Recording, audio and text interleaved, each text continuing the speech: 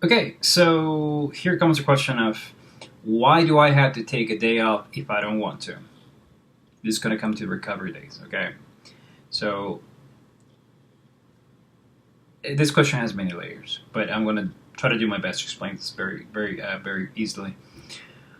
So whenever you finish your lifting session, you're going to need your body to recover for various amount of reasons. But the main ones I can list, you may want to have the energy to push again for a second lifting session at least 48 hours after that session, depending how your program is structured.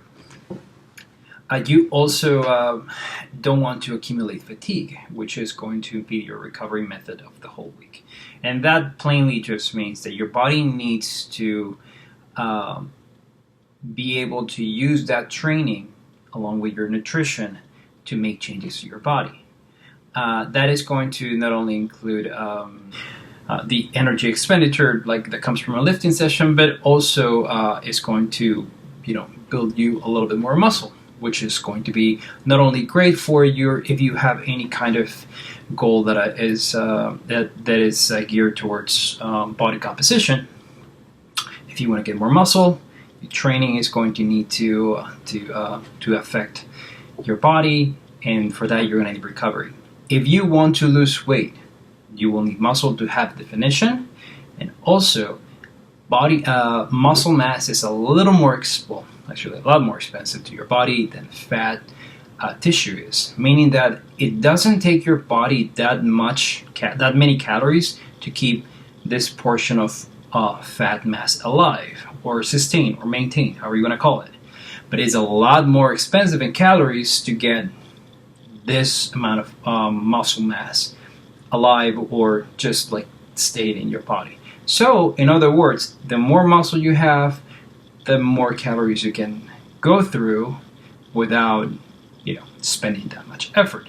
So if we're going to aim for something for creating this system, you want to make sure that you recover enough for your muscle to be recovered, your muscle fibers to be recovered.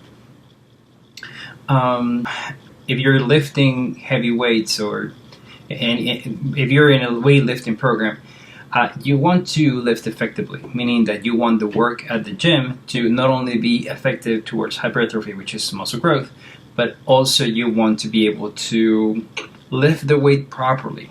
I'm not talking about only form, but also you'll see that a lot of people, when they have a resting week or a deloading week, they're going to be able to lift a little, not easier, but more effectively for that period in which the weight is a little lower, or their work is a little more manageable. Manageable being keyword here. In short, not only recovery increases your muscle readiness for the next lift, but also your lifting quality will improve if you have enough rest. What you want to avoid is fatigue accumulation, which is going to come from your whole week and overall your whole month. So you want to make sure that you take your recovery days, not only physical, but also make sure that you try to decrease your levels of stress and whatnot. But those are going to be extremely important for your training. Recovery is a huge part of a training cycle. So you don't have to, if you don't feel like taking a day off, you can still go out for a walk, some fitness activity that doesn't include lifting weights. I've been there, many of my friends have, and they just have this, like we call them like lift jitters or weight jitters. We just want to be able to be active. So we can go for a run, and we can go for something that doesn't really make you accumulate like level of fatigue that is higher, because that's not going to help your recovery, but something that can just keep you distracted, use the time that you normally use at the gym, no very high impact. Or if you want to accommodate like a high training, high intensity session in your whole week, you can plan it along your workout. But for the most part, you want to recover by doing just light cardio. So